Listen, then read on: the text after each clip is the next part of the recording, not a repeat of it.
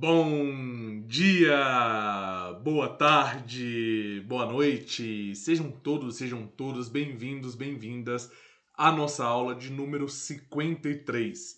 Galera, hoje nós vamos falar de um impacto ambiental que é o efeito estufa. Pessoal, tem muita coisa legal vindo nessa aula de hoje. E esse tema, ele tem sido cada vez mais cobrado no Enem.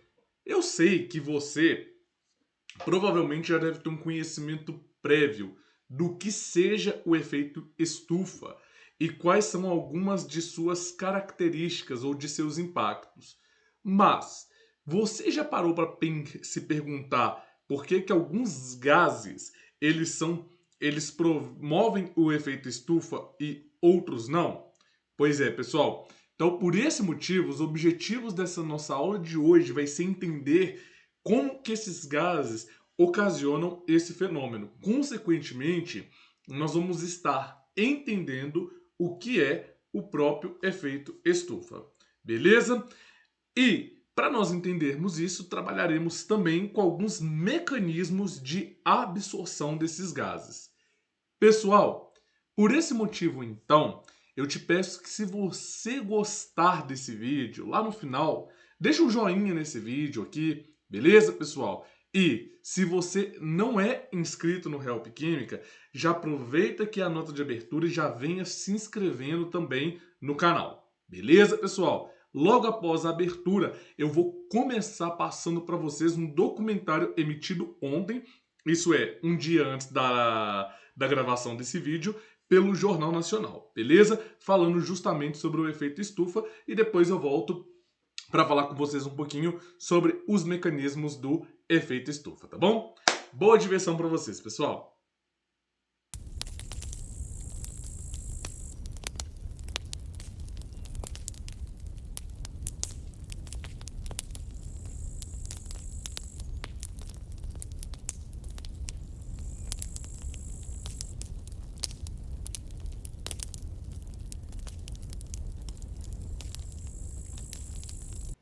A Europa Ocidental vive uma onda de calor sem precedentes. Na França, as autoridades emitiram um alerta de calor extremo.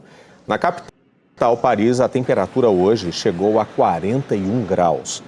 O norte da Espanha registrou temperaturas de 43 graus ontem. Além de Espanha e França, os incêndios florestais provocaram mortes também em Portugal e na Grécia e obrigaram milhares de pessoas a deixarem as casas. O Reino Unido registrou hoje a temperatura mais alta da história do país. Os britânicos conheceram calor de 40 graus. Não é uma marca para ser celebrada. Foi um dia completamente anormal, com ruas vazias. Fez lembrar o lockdown no início da pandemia. Por exemplo, esse aqui é o Centro Financeiro de Londres, uma das maiores economias do mundo. Para esse horário, dia útil, as ruas estão vazias. Aqui em Camden Town, um bairro turístico, cheio de loja, comida de rua, a mesma coisa. Isso aqui costuma ficar abarrotado de gente. Os termômetros chegaram ao calor histórico de 40,3 graus. O recorde anterior era de 2019, 38,7. A empresa que administra a rede ferroviária emitiu para algumas partes do país um aviso de não viagem. A Suprema Corte fez as audiências pela internet. O Museu Britânico decidiu fechar às 3 da tarde. Em vários pontos do país, houve focos de incêndio. O primeiro-ministro falou que os recordes de temperatura mostram que a coisa certa a se fazer é combater o aquecimento global. Os guardas da rainha concordam. No metrô, gelo na cabeça e no pé da orelha. No bairro de Winston Green, cheio de brasileiro, o povo sabe melhor o que é isso. Hoje deu para relembrar os velhos tempos de Manaus, 40 graus, 41 graus. Hoje o clima foi bem parecido. Mas aqui é pior de enfrentar, não? Seria pior porque a cidade não é preparada para isso. Yeah, we're not used to this level of heat, you know. Esse britânico diz que as pessoas aqui vão ter que se acostumar, que o país, de fato, não está preparado para tanto calor e que dormir tem sido um inferno. But I think we're just gonna have to get on with it. Nem 5% das casas no Reino Unido tem ar-condicionado de parede. Não costumava fazer calor para isso como agora. O tipo de aço usado nos trilhos, o dos canos que bombeiam a água, as linhas de energia. Esse país aqui não foi construído para resistir a uma temperatura dessa de Brasil. 20% da infraestrutura corre o risco de superaquecimento. O ministro falou que a adaptação pode levar décadas. Agora, no verão, nesses verões cada vez mais quentes, vira questão de saúde pública. E o aquecimento é um problema no mundo inteiro. Hoje, a Organização Mundial da Saúde e a Organização Meteorológica Mundial convocaram uma entrevista para falar sobre essa onda de calor prolongada e extrema. O pior passou. Só que ainda está longe de ficar confortável. A Organização Meteorológica Mundial acredita que esta onda de calor na Europa atingiu o pico, mas que as temperaturas seguem acima do normal até meados da semana que vem. O secretário-geral da Agência da ONU para o Clima veio preparado para o calor suíço. Peter Italas escolheu uma gravata em tons de azul e vermelho para ilustrar a tendência de aquecimento global. Ele destacou os impactos da onda de calor. Ela espanta os viajantes e prejudica o turismo. A agricultura perde. E num momento em que o mundo já enfrenta uma crise alimentar. E o pior são as consequências para a saúde. A diretora de Saúde e Meio Ambiente da OMS, Maria Neira, mostrou preocupação com as pessoas que sofrem de doenças crônicas, idosos, crianças e grávidas. Sem falar naquelas que precisam trabalhar debaixo do sol. Ondas de calor cada vez mais frequentes e extremas também. O aviso foi feito aqui pelo chefe da Organização Meteorológica Mundial. Peter Italas quer que o fenômeno sirva como um sinal de alerta para governantes do mundo todo. Perguntei sobre as altas temperaturas no Brasil em pleno inverno. O chefe da OMM afirmou que, além dos impactos das mudanças climáticas, o Brasil é ainda mais afetado pelo desmatamento, o que, segundo ele, tem deixado o clima mais seco e quente. Assustador, né, pessoal? A manchete, né, a notícia passada aí pelo veículo de imprensa, né? Mas é aquilo que eu falei no início dessa aula, né? O aquecimento global ele é um problema real, né? E nós precisamos entender como que esse mecanismo atrelado aos gases que os formam, beleza? Bom, para nós entendermos um pouquinho, então, sobre o aquecimento global, trouxe um esqueminha aqui para vocês na tela, que é o seguinte, vamos pensar. Nós temos a energia que chega até o nosso planeta provindo da nossa estrela-mãe, né? Provinda do Sol, beleza? Essa energia, ela bate no nosso planeta e parte deste calor é absorvida pelo nosso próprio planeta, beleza? Só que parte dessa energia provinda da Terra, ela é devolvida para o espaço. Entretanto, alguns gases, que são os chamados gases do efeito estufa, eles retêm parte dessa radiação emitida pelo nosso planeta. E, quando parte dessa radiação vai embora, parte acaba ficando retida dentro da atmosfera terrestre, criando, então, o chamado efeito estufa. Esse efeito estufa, né, pessoal, no nosso planeta, ele é muito bom e ele também é necessário. Por quê? Porque esse efeito faz com que o lado escuro do planeta, ou seja, o lado que não está sendo iluminado pela nossa estrela-mãe, não se congele durante a noite, não faça com que as temperaturas sejam extremamente altas no lado escuro que não está sendo iluminado pelo Sol, beleza? Então esse é um dos pontos, né, importantes aqui do efeito estufa. Entretanto, se esses gases eles vão em excesso para a atmosfera, o que nós passamos a ter? Nós passamos a ter um efeito estufa descontrolado. Esse efeito estufa descontrolado é o que vai gerar o problema para o nosso planeta, né? Causando aí essas mudanças climáticas das quais nós temos acompanhados.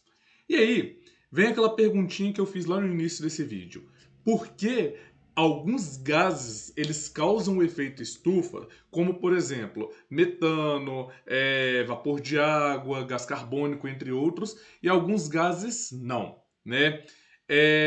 Essa explicação, por que alguns gases eles são responsáveis, para ser mais específico ainda, tem a ver com o tipo da ligação que compõe esses gases, beleza?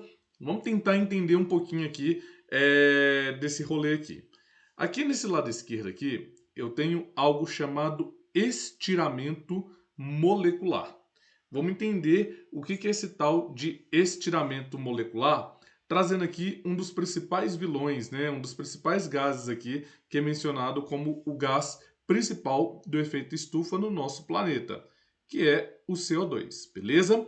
Então, estou fazendo aqui um pequeno desenho aqui da molequita do CO2, e aí, o que nós pensamos aqui nessa molequita do CO2, né? Nós já vimos lá na aula de montagem de fórmula estrutural, né? Estrutura de Lewis, que você tem um momento negativo aqui nos dois lados do oxigênio e você tem uma carga parcial positiva aqui no carbono, beleza?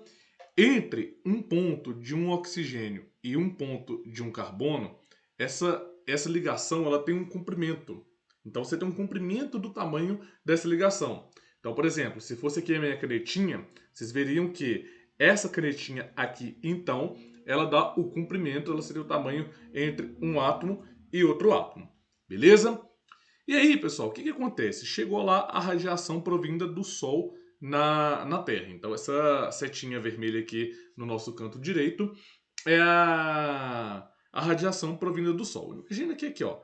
Aqui tá vindo a radiação, aqui, ó, vermelhinha, pá, bateu na Terra, foi lá e foi refletida. Parte é absorvida pelo planeta, parte dessa radiação é mandada de volta para o espaço. Entretanto, nós sabemos que na atmosfera terrestre não tem só esses gases que estão aqui no nosso lado esquerdo. Existem outros gases, como vapor de água, argônio, nitrogênio, entre outros, beleza? Só que tem um pulo do gato, porque se nós analisarmos essa imagem, essa figura que está à direita da nossa tela, nós vamos ver que acontece, em especial com essa molécula do CO2, algo chamado, que ele está colocando aqui, normal, esticada e comprimida. Nesse caso aqui, pessoal, ele está falando, em específico, somente das ligações sigmas. Ok? O que são as ligações sigmas? Quando você tem uma ligação dupla, uma vai ser chamada ligação pi, porque ela está num orbital de lado, e a outra que está no orbital frontal aos núcleos atômicos, ela é mais forte, mais intensa, vai ser chamada de sigma. Essa ligação sigma, representada aqui no campo onde que nós temos normal, é como que esse gás deveria estar na nossa atmosfera. Entretanto, essa onda provinda da radiação solar, ela também tem um comprimento de onda que eu vou representar aqui por essa letra grega, que eu vou chamar de lambda, certo? Esse lambda, que corresponde ao comprimento, ao tamanho de uma onda, ele é capaz, quando ele é refletido, quando ele é espelhado pela a superfície terrestre, ele é capaz de interagir com essas regiões dessas ondas aqui, ou seja, com o comprimento, com o tamanho da sua ligação química. Ao fazer isso, o que acontece com a sua molequita? Ou ela vai sofrer, essas ligações vão sofrer um estiramento, ou seja, o que nós chamamos que ela vai esticar, beleza? Então ela sofre um estiramento esticando, ou ela vai sofrer um estiramento sendo comprimida, ficando menorzinha. Esse efeito sanfona está aqui no normal. Esse efeito sanfona ficou mais larga, ficou mais curta, fica assim, ó. É o que faz o quê? Essa radiação que deveria ser refletida para o espaço, ó. Então, essa radiação que deveria ser refletida e devolvida para o espaço, esse encontro dessa radiação faz com que essa radiação volte para o planeta. Então, graças a esse movimento, graças a esse mecanismo de você ter a sua ligação, ter a ligação da molequita esticada, ter a ligação da molequita comprimida, você faz o quê? Você impede com que essa radiação seja devolvida no espaço. Então, você passa com que essa radiação fique retida. Beleza? Aqui é um E, tá? Fica retida. Então, essa radiação que deveria ir embora para o espaço, ela acaba ficando retida na atmosfera terrestre. Então, quanto maior for o número desses gases causadores do efeito de estufa, mais radiação você vai ter retendo. Por quê? Mais estiramento molecular você vai tendo ali entre as duas ligações. Beleza, pessoal? E aí, vocês devem estar se perguntando, professor, mas por que então que alguns gases não fazem isso? Porque esse comprimento de onda da radiação proveniente do Sol não é capaz de interagir com as nossas molequitas aqui. Beleza, pessoal? Então, para nós entendermos aqui um pouquinho, né, como que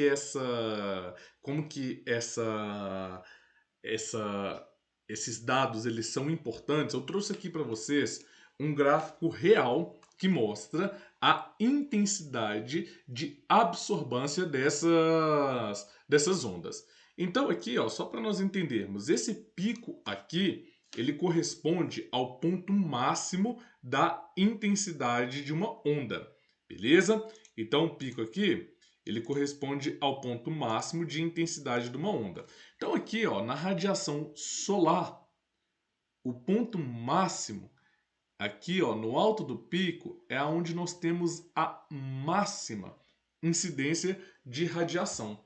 E essa máxima incidência de radiação, ela está relacionada aqui, ó, com a luz visível, beleza? Essa luz visível aqui, então, ela carrega, note que aqui, ó, todo esse espaço aqui, mais intenso, ó, eu tenho uma absorvância na região do infravermelho. Essa região, essa absorvância aqui, na região do infravermelho, ela é responsável pela liberação do quê? Pela liberação do calor. Note aqui, então, pessoal, que nesse pico máximo aqui, deixa eu pôr um marca-texto, aqui, ó, nesse pontinho aqui, olha como que essa intensidade do calor emitida pelo planeta, ela deve ser pequenininha, né? Então, a luz aqui emitida, refletida pelo Sol, a absorvância dela deve ser muito maior, certo? Entretanto, se você dá uma ampliação agora, trazendo outros gases, você vai ver que o quê? Que alguns desses gases, eles vão estar mais relacionados a calor do que a própria luz e a intensidade solar, certo? Então olha só, por exemplo, aqui, para nós exemplificarmos aqui o que esses dados gráficos podem nos dizer. Esse piquinho aqui, ele vem da luz da Terra. Ou seja, essa luz emitida pela Terra, ela é proveniente da radiação provinda do próprio Sol, certo? Nesse campo da maior intensidade solar, nós estamos trabalhando com a região do infravermelho. E nessa região do infravermelho, eu estou trabalhando com vocês com a emissão de calor, certo? Então, se nós observarmos, né, essas intensidades, note que alguns gases, alguns óxidos, como o N2O, como o CO2 e como o H2O. Todos esses gases aqui, então, todos esses gases mencionados, note aqui, ó, que eles têm o quê? Eles têm o pico relacionado na região do infravermelho. Então, note que os maiores picos deles, eles estão na absorvância do infravermelho. Então, o que isso vai trazer para nós como resultado? Eles vão trazer que esses gases aonde que tem o maior pico, a maior intensidade espectrométrica no infravermelho, vai trazer a maior quantidade de calor. Então, os gases N2O, os gases CO2 e H2O, desse exemplo aqui, são gases que contribuem ativamente com o efeito estufa do planeta. Beleza? Entretanto, se nós olharmos aqui, ó, para o O2 e para o O3, o gás ozônio e o gás oxigênio, nós notamos que o pico máximo dessa absorvância tá o quê? Tá na parte da luz visível, ou seja, esses caras aqui ajudam na dispersão da luz, não contribuindo de maneira tão significativa para o efeito estufa. Ou seja, aquelas interações que nós vimos, né, entre a absorvância da luz solar, ou seja, entre a intensidade da onda da luz solar e as ligações que intensificam esses gases aqui do efeito estufa, embora eu tenha colocado só 3 aqui na nossa absorvância, mas existem outros gases também, como por exemplo o CH4, que é um gás do efeito estufa. Aí vocês devem estar se perguntando, pessoal, mas por que que o CH4, por exemplo, que é o metano, ele é um gás do efeito estufa e ele é muito mais poluente do que o CO2. E por que que nós, quando falamos de efeito estufa, falamos mais de CO2 do que CH4? Porque nesse caso aqui, pessoal, o CO2 ele está aqui, ó, em maior quantidade. Então, ele está aqui, ó, em maior quantidade. Por esse motivo, quando nós falamos, pessoal, de gases do efeito estufa, nós não damos tanta ênfase no metano. Por quê? O metano está em menor quantidade.